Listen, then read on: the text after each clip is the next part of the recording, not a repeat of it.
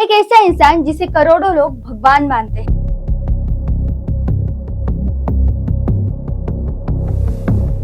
एक ऐसी कुर्सी जो स्पिरिचुअल तो है लेकिन उससे जुड़ी है पॉलिटिकल पावर।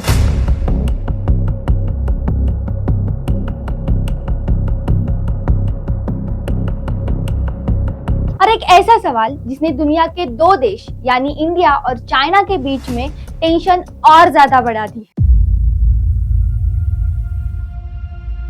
क्यों दलाई लामा का अगला रीइंकार्नेशन चाइना को इतनी टेंशन दे रहा है? क्या ये मैटर इंडिया चाइना के डिप्लोमेसी में आग लगाने वाला है? दलाई लामा नाम तो सुना ही होगा। ये सिर्फ एक स्पिरिचुअल गुरु नहीं है, ये तिब्बतन बुद्धिज्म के एक सुप्रीम लीडर माने जाते हैं। दुनिया भर में उन्हें ग्लोबल पीस, कंपैशन और नॉन वायलेंस का एक सिंबल माना जाता है। लेकिन तिब्बत के लिए दलाई लामा सिर्फ एक धार्मिक नेता नहीं बल्कि एक इंडिपेंडेंस का सिंबल है।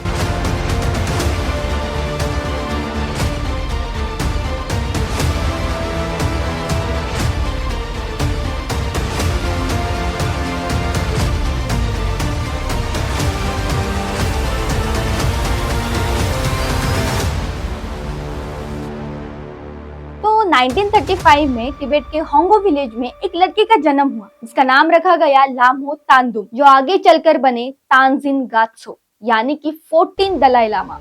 5 साल की उम्र में ही इन्हें पहचाना गया एक रीइंकार्नेशन के रूप और ऑफिशियली 1950 में यानी कि 15 साल की उम्र में उन्हें दलाई लामा का टाइटल मिला। लेकिन उसी समय चाइना और तिब्बत के बीच में टेंशन बढ़ने लगी। 1950 में चाइना की पीपल्स लिबरेशन आर्मी ने तिब्बत में घुसपैठ कर ली। दलाई लामा ने पहले तो शांति से समझौता करने की कोशिश की, लेकिन 1959 में तिब्बत में चाइनीज रूल के खिलाफ एक बहुत ही बड़ा विद्रोह आंदोलन, जिसके बाद दलाई लामा इंडिया भागकर आ गए और वो हिमाचल प्रदेश में धर्मशाला में रहने लगे और यहीं पर उन्होंने तिब्बत गवर्नमेंट इन एक्साइल की स्थापना की, जो आज भी वहाँ पर काम करती है। दलाई लामा का मानना है कि उनका पुनर्जन्म उनकी इच्छा से होगा, जिसके बाद उन्होंने 2011 में कहा था कि अगर मैं एक्साइल में मर जाता हूँ तो मेरा पुनर्जन्म किसी फ्री कंट्री में होगा, ना कि कम्युनिस्ट चाइना के अंदर। उन्होंने एक सक्सेशन प्लान भी तैयार किया था जिसमें उन्होंने कहा था कि मेरी रीइंकार्नेशन की प्रोसेस में खत्म भी कर सकता हूँ या फिर अपनी लाइफ टाइम में ही एक सक्सेसर चुन सकता हूँ। लेकिन चाइना का कहना है कि दलाई लामा की रीइंकार्नेशन एक धार्मिक इशू नहीं बल्कि एक पॉलिटिकल इशू है जिसे चाइनीज गवर्नमेंट डिसाइड करेगी। यानी चाइना खुद एक स्टेट अप्रूवल दलाई लामा चुनने की तैयारी में है, जिसे वो प्रोपेगेंडा टूल के रूप में इस्तेमाल करेगी।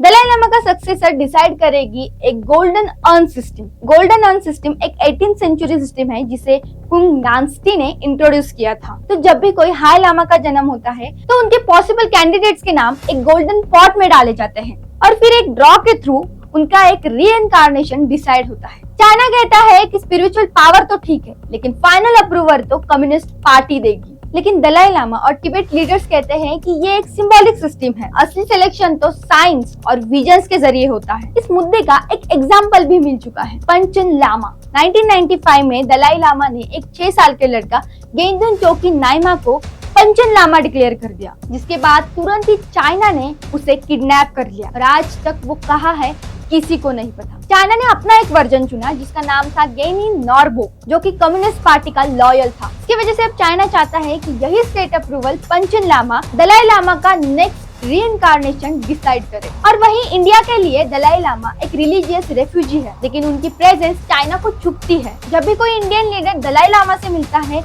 तो चाइना प्रोटेस्ट करती है। धर्मशाला में उनकी एक्साइल गवर्नमेंट का होना भी एक कांस्टेंट डिप्लोमेटिक प्रेशर पॉइंट है। दलाई लामा के डेथ के बाद अगर 2 दलाई लामास अनाउंस होते हैं, एक इंडियन टेरिटरी में और दूसरी चाइना के कंट्रोल में, तो ये सिचुएशन और भी वायलेंट हो सकती है। चाइना को डर है कि अगर दलाई लामा की अगली रिकार्नेशन तिब्बत में होती है तो वहां पर फिर से सेपरेशन मूवमेंट उठ सकती है। और वहीं इंडिया को लगता है कि तिब्बतन पीपल का असली फेथ एक्साइल दलाई लामा में है, ना कि चाइना के कंट्रोल में। चाइना ने 2007 में एक लॉ पास किया था जिसमें उन्होंने कहा था कि लिविंग बुद्धास की अगली रिकार्नेशन सिर्फ गवर्नमेंट के अप्रूवल से हो सकती है। लेकिन इस मुद्दे के लिए यूएस और यूरोप कंट्रीज ने चाइना को अपोज किया है। दलाई लामा अब 90 इयर्स के हो गए हैं और उन्होंने कहा है कि उनकी अगली रिकार्नेशन शायद लड़की भी हो सकती है। वो अपनी लाइफ टाइम में ही एक सक्सेसर चुन सकते हैं या फिर इस रिकार्नेशन के सिस्टम को बंद भी कर सकते हैं। एक तरफ चाइना की गोल्डन अर्न सिस्टम और दूसरी तरफ स्पिरिचुअल ट्रेडिशन जो कि तिब्बत के लिए एक इंडिपेंडेंस का सिंबल है। तो अब सवाल ये है कि क्या दुनिया अब 2 दलाई लामा देखेगी और क्या एक स्पिरिचुअल लीगेसी एक पॉलिटिकल बैटलफील्ड बन जाएगी? आपको इसके बारे में क्या लगता है, हमें कमेंट में जरूर